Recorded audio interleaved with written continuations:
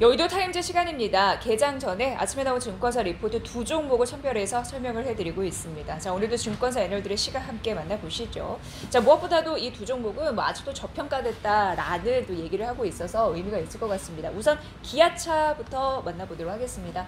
자, 기아차 같은 경우에는요, 4분기 실적단에서 보면은 전년 동기 대비해서 오르는 흐름들이 나타날 전망이다. 이렇게 좀 분석이 되고 있는 그런 모습입니다. 나타났다라는 분석입니다. 4분기 실적에 대한 긍정적인 코멘트가 이어지면서 올 한 해에도 실적 증가가 이어질 수 있을까? 많은 분들이 또 궁금해 하실 것 같아요. 그 부분에 대해서 이야기를 해보도록 하겠습니다. 자, 우선 4분기 영업이익 실적을 기록을 했죠. 1조가 넘는 그런 기록을 했습니다. 이게 작년 대비해서 117%나 증가한 부분이었고, 영업이익률 같은 경우에도 7.6%래요. 이 영업이익단에서는 분기 최대 실적을 기록했음과 더불어서 영업이익률 역시 2013년 2분기 이후 최고 수준이다라는 판단인데요. 특히 부분 파업도 있었고 코로나19로 어려운 상황이었음에도 불구하고 달성한 호호 실적이기 때문에 더욱더 실적단에서 의미가 있다라고 파악을 하고 있는 상황입니다. 왜 이렇게 잘 나왔나라고 보니까 점유율이 상승했고 원가가 하락했고 믹스 개선, 제품의 질, 다변화 이런 부분인데요. 체질 개선이 일어났기 때문에 였고 회사도 이익 개선이 구조적으로 이어지고 있다. 구조경제 이런 부분이 굉장히 중요한데요. 구조적으로 수익성이 이어지고 있다라는 가능성 언급이 되고 있는 상황입니다. 자, 그렇다면 4분기 실적단에서 1조 2,820억 원 나왔다고 말씀드렸는데 작년과 비교했을 때 6,910억 원이 증가한 흐름들이었는데요. 그에 대한 세부적인 판단이 여기 나와 있는 상황입니다. 우선 코로나19 때문에 판매 감소 이런 부분이 750억 원 떨어졌었고 환율 영향 때문에 우호적이진 않았잖아요. 그래서 여기에서 1160억 원이 마이너스가 됐습니다. 그러나 비용 절감 효과 이런 부분이 있었기 때문에 2천억 원 플러스가 됐고 인센티브를 절감했다. 이런 부분에서 이제 비용이 빠지는 거죠. 그래서 1890억 원 플러스. 그리고 믹스 개선, 제품 다변화나 질 개선 이런 부분에 대해서 4930억 원 플러스가 되다 보니까 작년 대비해서 6910억 원 플러스가 돼서 결국 이 결과값을 낳았다. 이런 분석이니까 찾아보시면 더 확연히 아실 수 있을 것 같고요. 자, 회사는 차량용 반도체 수급에 대한 우려감이 사실 있었잖아요. 이게 괜찮을런지 이 부분에 대해서 작년 3분기부터 대처를 했다고 합니다. 그래서 사태 파악에 나섰기 때문에 단기적으로 생산 차질은 있지 않을 것이다 라고 얘기를 했다라고 하고요. 그리고 지분법 수익 악화에 대한 리스크도 있었습니다. 왜냐하면 중국 법인의 일정 부분 지분을 50% 갖고 있기 때문에 이게 또 실적단에 반영되는 요소가 있거든요. 그런데 이제 중국 때문이다라는 부분이고 가이던스 세부 내역과 그리고 앞으로의 사업 방향성 이런 부분에 대한 여러 가지 이슈는 다음 달 9일이죠. CEO 인베스터 데이에서 추가적으로 말할 계획이라고 하니까 이런 부분은 일단 잠재운 그런 상황이 현재 나타나고 있는 상황인데 좀 확인해 보시면 좋을 것 같고요. 자, 그래서 기존 전망 대비 실적 발표 난 이후에 수정 전망 보니까 또 확연히 는 흐름들이 나타났습니다.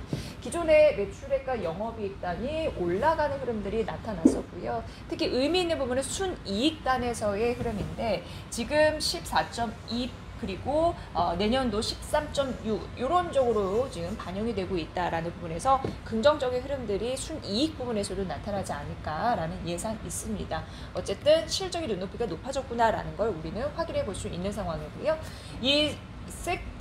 그 증권사에서 애널은요. 기아차가 역시나 자동차 섹터 내에서 가장 강한 이익 모멘텀이 이어질 전망이다라고 얘기를 했습니다. 최근 사실 시장에서는 빅테크와의 협업 이런 부분에 조금 더 초점을 맞추었던 게 사실인데 그 가능성에 초점을 맞추는 것도 좋지만 앞으로는 사실 펀더멘털이 조금 더 좋아질 가능성이 있기 때문에 이쪽을 바라보면서 주가를 계산하는 게 맞지 않겠느냐라는 분석이었습니다. 밸류에이션만 높아진 고평가 구간이 아니고 이거는 아직까지도 실적 개선이 덜 반영된 저평가 국면임이 맞다라는 판단을 했더라고요. 기아차 그래서 목표 주가 상향했으니까 이 부분 참고해 보시면 될 것 같습니다. 12만 5천 원으로 상향 조정했습니다. 자, 바로 이어서 삼성물산 가보도록 하겠습니다. 자, 삼성물산 같은 경우에도요, 매출액과 영업이익단에서 긍정적인 흐름들이 나타났죠. 우선 작년과 비교를 해봤을 때 6.3% 정도 증가를 한 흐름들이 나타났고요. 영업이익단에서는 뭐 감소하는 흐름들이었습니다만 뭐 이 정도면 뭐 괜찮다라는 부분이 있어서 보셔야 될 것 같습니다. 자, 우선 자세히 좀 얘기를 해보도록 하겠습니다. 4분기로 넘어오면서 그래도 소폭이나마 실적이 개선됐다라는 판단을 하고 있었습니다. 특히나 바이오로직스 3공장이 예상보다 빠르게 가동이 되고 있기 때문에 가동률이 또 올라가면서 삼성물산의 실적 개선에 기여를 했다라는 부분입니다. B2C 사업 포트리오로 인해서 다른 건설사에 비해서 코로나19 영향이 좀 컸대요. 그럼에도 불구하고 작년 연간 실적을 비교적 양호했다라고 판단하고 있는 그런 상황입니다.